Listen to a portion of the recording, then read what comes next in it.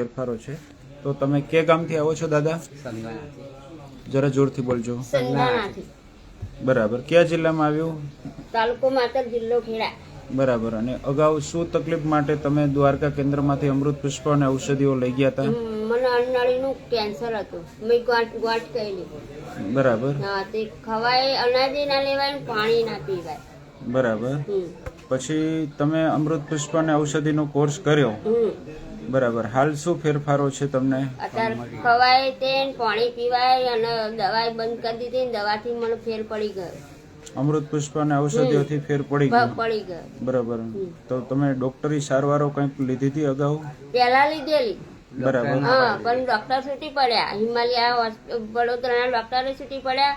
કલમસદના છૂટી પડ્યા. એમને કહ્યું ઘેર જે બને એ કોશિશ કરજો, સેવા કરજો. ફરી અમને એક માણસે કહ્યું કે આ જગ્યા પર તમે જાઓ દ્વારકાધીશ, ત્યાં દવા અમૃત પુષ્પ મળે. ફરી અમે અહીં આગળ આવ્યા અને અહીંથી અમૃત પુષ્પ 4-5 વખત હું લઈ ગઈ. ખૂબ સરસ. 2022 થી ચાલુ કરેલી છે. 2024 સુધી મેં ચાલુ રાખી દવા અને મને મટી ગયું. મને ઘણો ફેર પડી ગયો. ખોરાક ને હવે બધું બરાબર લેવાય છે ને? લેવાય.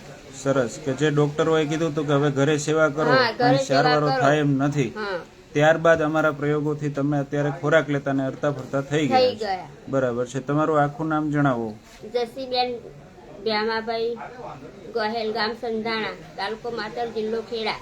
સરસ. કે આવી તકલીફ વાળા લોકોને પણ એક ખ્યાલ આવે. અને તમારો મોબાઈલ નંબર તમે જે લખાવ્યો છે એ મુજબ 9285874423 એ નંબર ઉપર લોકો પણ તમને અમૃત પુષ્પ દ્વારકા મુખ્ય સંશોધન કેન્દ્ર વિશે પૂછી શકે, તો લોકોને ખ્યાલ આવે કે આવી જટિલ અને ક્રિટિકલ કન્ડિશનોમાં પણ આવા રિઝલ્ટો મળે છે. તો એક લોકોને સાચી દિશા મળે. જય દ્વારકાધીશ. જય દ્વારકાધીશ.